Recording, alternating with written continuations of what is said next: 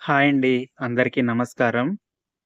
మనం ఈరోజు 7వ శక్తిపీఠమైన కొల్హాపూర్ మహాలక్ష్మి టెంపుల్ గురించి పూర్తి సమాచారం తెలుసుకుందామండి ఈ వీడియోలో. పూర్తిగా చూడండి. నేను హైదరాబాద్ నుంచి కొల్హాపూర్ ఎళ్తున్నానండి. ఇది గుంతకల్ రైల్వే స్టేషన్ అండి. చూడండి ఎంత పెద్దగుందో. చాలా బాగుంది. ఎయిర్‌పోర్ట్ లెక్క రీడిజైన్ చేశారు. చూడండి ఎంత బాగుందో. హైదరాబాద్ నుంచి డైరెక్ట్ ట్రైన్‌లు లేవండి. చర్లపల్లి నుంచి ఒకరోజు, సికింద్రాబాద్ నుంచి ఒకరోజు, హైదరాబాద్ నుంచి ఒకరోజండి. సాయంత్రం 4 గంటలకి బయలుదేరుతుంది బెళగావి వరకు. బెళగావి నుంచి మీరజ్ జంక్షన్ వెళ్ళాలి. మీరజ్ జంక్షన్ నుంచి కొల్హాపూర్ వెళ్ళాలండి. లేదు ఇంకా ఆల్టర్‌నేట్‌గా ఏందంటే హైదరాబాద్ నుంచి కలబుర్గికి వెళ్ళి అక్కడి నుంచి కొల్హాపూర్‌కి డైరెక్ట్ ట్రైన్ ఉంటుందండి. Super fast express. అది హైదరాబాద్ నుంచి కలబుర్గి, షోలాపూర్ మీదుగైతే 700 కిలోమీటర్స్ వస్తుందండి. అదే విధంగా హైదరాబాద్, గుంతకల్లు, హుబ్లీ మీదుగా అయితే 1000 కిలోమీటర్స్ వస్తుందండి. కాకపోతే ఈ 1000 కిలోమీటర్స్ అయినా గానీ హుబ్లీ తర్వాత లోండా జంక్షన్ వరకు చాలా బావుంటుందండి వ్యూ. ఇప్పుడు ఇదేనండి అది. ఈ చెట్ల మధ్య, పంట పొలాల మధ్య, కొండల మధ్య ట్రైన్ ఎళ్తుందండి. చాలా అంటే చాలా చాలా చాలా బావుంటుందండి చూడ్డానికి. ఈ వర్షాకాలంలో అయితే ఇంకా బావుంటుందండి. ఒక్కసారైనా వెళ్లి రావాల్సిన ప్రదేశమండి అది. ఈ ప్రకృతిని ఆస్వాదించడం కోసమేనైనా వెళ్ళొచ్చు. ఎన్ని టెన్షన్స్ ఉన్నా క్లియర్ అయిపోతాయండి. ఒక్కసారి వెళ్ళండి చాలా బావుంటుంది.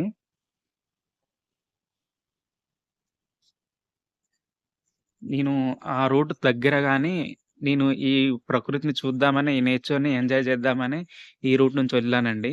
చూడండి ఎంత బాగుందో. పచ్చని చెట్లు, పంట పొలాలు, పెద్ద పెద్ద గుట్టల మధ్య నుంచి ట్రైన్ ఎళ్తదండి కొండల మధ్య నుంచి. చాలా బావుంటుంది ఎక్స్‌పీరియన్స్. మనకి తిరుపతి నుంచి డైరెక్ట్ ట్రైన్ ఉంటదండి. 'హరిప్రియ ఎక్స్‌ప్రెస్' అని.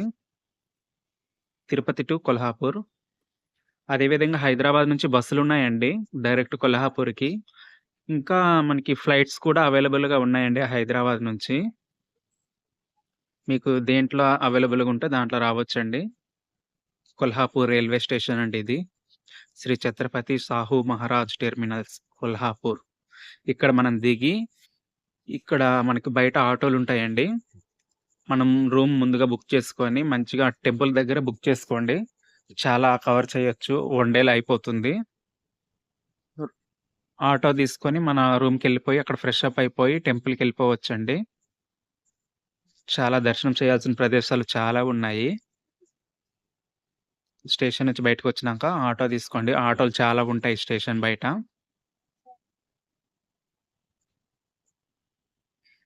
ఇప్పుడు మన కొల్హాపూర్ అమ్మవారి టెంపుల్ అండి ఇది. ఇది భవానీ మండపం అంటారండి. ఆ మార్గం ద్వారా లోపటికొస్తే మనకి టెంపుల్‌కెళ్ళొచ్చండి. చూడండి. ఇదేనండి టెంపులు. ఇవి దీపపు స్తంభాలండి. రాత్రి వేళల సాయంత్రం పూట దీపాలు వెలిగిస్తారు. చాలా బావుంటుంది. ఈ చుట్టూతా ఆలయాలుంటాయండి. చూడండి. ఆర్కిటెక్చర్ బావుంటుంది. అది రావి చెట్టండి. అమ్మవారు అక్కడే తపస్సు చేశారంట.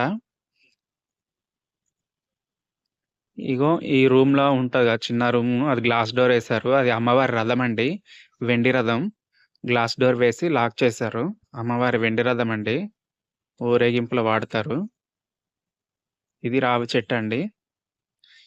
ఇంకో పక్కన రావి చెట్టు ఉంటది. ఆ పక్క నుంచి దర్శనానికి వెళ్ళడానికి క్యూ లైన్‌లండి. మనం ముందు గుడి మొత్తం చూద్దామండి బయట ఎలా ఉంటుందో. మనకి లోపట వీడియోస్ అలౌ లేదు. ఫోనయితే మనం తీసుకెళ్ళొచ్చు గానీ, వీడియోస్ తీయకూడదు. ముందు చూడండి. అమ్మవారి ఇక్కడ స్థల పురాణం ఏమిటంటే, అమ్మవారి సతీదేవి నయనాలిక్కడ పడ్డాయంట. అందుకే ఇక్కడ 7వ శక్తిపీఠం కొల్హాపూర్ మహాలక్ష్మిగా అవతరించారు అమ్మవారు. ఇక్కడ ఈ నగరానికి పూర్వం కరవీరపురం అని పేరుండేదంటండి. కార్వీర్పూర్. ఇక్కడ ప్రజలు అమ్మవారిని కరవీరపుర వాసినిగా, భవానీ మాతగా, అదే విధంగా అంబాబాయిగా కొలుస్తారండి. మన సైడ్ మాత్రం మహాలక్ష్మి అని అంటాము. భృగు మహర్షి వైకుంఠం వెళ్ళినప్పుడు స్వామివారి దర్శనానికి అక్కడ స్వామివారు ఆయన్ని గమనించకపోతే భృగు మహర్షి కోపమొచ్చి ఆయన గుండెల పైన తంతాడండి వక్షస్థలం మీద. అది అమ్మవారి నివాస స్థలం. అది చూసిన అమ్మవారు కోపంతో ఈ ఇక్కడ నేనుండలేను అని చెప్పేసి వైకుంఠం వదిలేసి భూమండలంకొస్తుందండి. ఈ భూమి మీద ఆ చెట్టు కింద తపస్సు చేసుకుంటది. ఇప్పుడు చూపించాను కదా! రావి చెట్టు. ఆ చెట్టు కిందనే తపస్సు చేసుకుంటదండి. అదొక కథ ఉంది. అదే విధంగా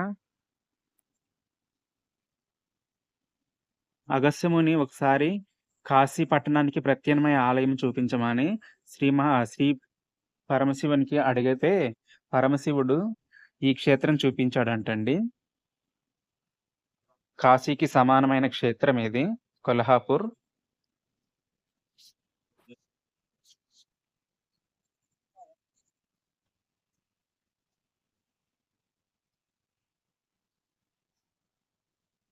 ప్రళయకాలంలో అమ్మవారు ఆహ్, తన చేతులతో ఈ క్షేత్రాన్ని లేపారంట పైకి. మనకి కాశీకి పరమశివునికి కాశీ ఎలానో అమ్మవారికి ఈ క్షేత్రం అలానండి. అవిముక్త క్షేత్రం అంటారు.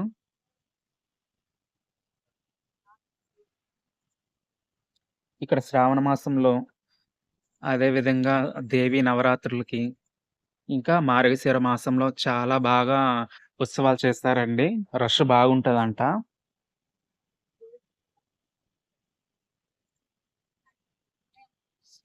శ్రావణ మాసం కదా! ఒకసారి వెళ్లి చూసి రండి. చాలా బావుంటుంది. శ్రావణ మాసం వర్షాకాలం కదండీ! పచ్చని ప్రకృతి మధ్య వెళ్లి దర్శనం చేసుకొని రావచ్చు. చాలా బావుంటుందండి. జీవితంలో కనీసం ఒక్కసారన్నా చూసి రావాలి అనిపిస్తుందండి. ఒక్కసారెళ్తే మళ్ళీ వెళ్ళాలనిపిస్తది. అలాంటి అద్భుతమైన శిలాకళ నైపుణ్యం గల టెంపుల్ అండి ఇది. దీపపు స్తంభాలు, సాయంత్రం వేళల్లో దీపాలు వెలిగిస్తారండి. చాలా బావుంటుంది. అదే విధంగా ఈ దర్శనం అయిన తర్వాత ముంగటకు పోతే మనకి రా పంచగంగా నది ఉంటుందండి. అక్కడ పంచగంగ ఘాట్ ఉంటుంది. అదే విధంగా శివాలయం కూడా ఉంటుంది. ఆ శివాలయం క్లోజ్ చేశారు. గేట్ వేసి తాళం వేశారు. ఇంకా పంచగంగ ఘాట్ చూసిన తర్వాత ఆ పక్కనే కొంచెం దూరం వెళ్తే రంకాల లేక్ వస్తుందండి. అది కూడా బావుంటుంది. ఇంకా ఇక్కడ చూడవలసిన ప్రదేశాలు ఇంకేమున్నాయంటే న్యూ ప్యాలెస్ ఉందండి. మ్యూజియం ఉంటుంది. జ్యోతిబా టెంపుల్ కొంచెం దూరంలో ఉంటుంది. ఇవన్నీ వెళ్లి చూసి రావచ్చు. చాలా బావుంటుంది.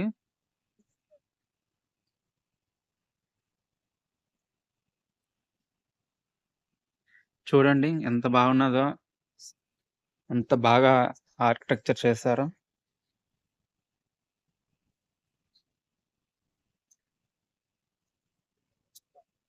చుట్టూ పాళయాలున్నాయండి చాలా వరకు. అమ్మవారి ఆలయం చుట్టూ. అమ్మవారండి. టెంపుల్ లోపట ఇలానే ఉంటుంది. మనకి వీడియో అలౌ లేదు గదా! బయట ఒక ఉంటే తీశాను ఫోటో. చూడండి.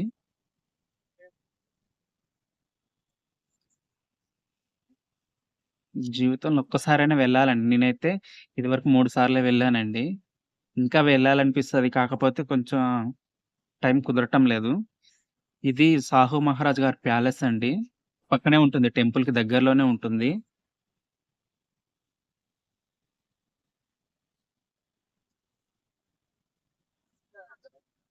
ఇది సాహు మహారాజ్‌దండి. ఇది కూడా మ్యూజియం అంట. మనకి సాహు మహారాజ్ గారు వేటాడిన జంతువులన్నీ అక్కడ కనిపిస్తాయండి మనకి. చూడొచ్చు. ఇది పైన ఆఫీసులు చేశారంటండి. గవర్నమెంట్ ఆఫీసులు. కింద వరకే చూసి రావాలి. పైకి అలౌ లేదు మనకి. ఇది దర్శనం అయిన తర్వాత స్ట్రెయిట్‌గా పం పంచగంగ ఘాట్‌కెళ్తే మనకి అమ్మవారి అన్నదాన సత్ర కనిపిస్తదండి. వెళ్తే అక్కడ మనం డొనేషన్ కూడా ఇవ్వచ్చు. రూ. 100, 500, రూ. 1000. రూ. 100 ఇస్తే అమ్మవారి శ్రీ యంత్రం ఇస్తారు ఫ్రీగా. 500 ఇస్తే రాగి కాయిన్ ఇస్తారండి. రూ. 1000 అమ్మవారి కాయిన్ ఇస్తారండి. ఇదండి అన్నం, సాంబార్ రైసు, పరమాన్నం, కర్రీ, పెరుగు, అదే విధంగా రసం అండి సాంబారు. చూడండి బావుంటుంది. అమ్మవారి టెంపుల్‌కి ఎదురుంగానే ఉంటుందండి. పంచగంగ ఘాట్‌కెళ్ళే తోవలోనే ఉంటుంది.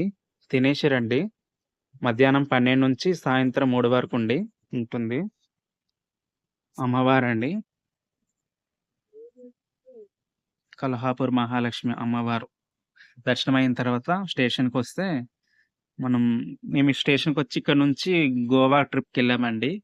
సేమ్ అదే ట్రైన్‌లో మళ్ళీ రివర్స్ రావాలి లోండా జంక్షన్ వరకు. అక్కడ మన మీరా జంక్షన్ దాటిన తర్వాత, మీరా జంక్షన్ నుంచి బెళగావికి మధ్యలో ఉంటుందండి చిక్కోడి అని ప్రాంతం. చికోడి, కుడాచి అని ఉంటాయి. చాలా అంటే చాలా బావుంటుందండి. ఈవినింగ్ టైమ్‌లో వ్యూ చూడాలంటే అసలు 2 కళ్ళు కూడా చాలవు. మీరు కూడా వచ్చి ఒకసారి ఎక్స్‌పీరియన్స్ చేయండి. ఇంకేమైనా డౌట్స్ ఉంటే కామెంట్ చేయండి. వీడియో నచ్చితే లైక్ చేయండి. ఇప్పుడు మనం ఘటప్రభ నది అండి ఇది. Ghataprabha railway station. Ghataprabha reservoir అండి ఇది. ఫుల్ అయింది. నీరు బాగా పారుతుంది. మన ఘటప్రభ బ్రిడ్జ్ కూడా వస్తదండి. ఘటప్రభ నది. నాకు చాలా ఇష్టమండి. ఇలా ఈ ఈ ఊరికొస్తే ఇది ఖచ్చితంగా చూస్తానండి. ఘటప్రభ రిజర్వాయర్, ఘటప్రభ నది, Ghataprabha bridge, Ghataprabha railway station చాలా ఇష్టమండి ఇది. చాలా బావుంటుంది. ఇక్కడ నుంచి మేము లోండా జంక్షన్‌లో దిగి అక్కడి నుంచి గోవా ఎళ్ళామండి. మీరు కూడా ఒకటేసారి 2 ట్రిప్పులు చేయొచ్చండి. అమ్మవారి దర్శనం చేసుకొని గోవా ఎళ్ళిపోవచ్చు. గోవా కూడా చాలా బావుంటుంది. వెస్టర్న్ ఘాట్స్. వీడియో నచ్చితే లైక్ చేయండి, కామెంట్ చేయండి. నమస్తే అండి. ఉంటా.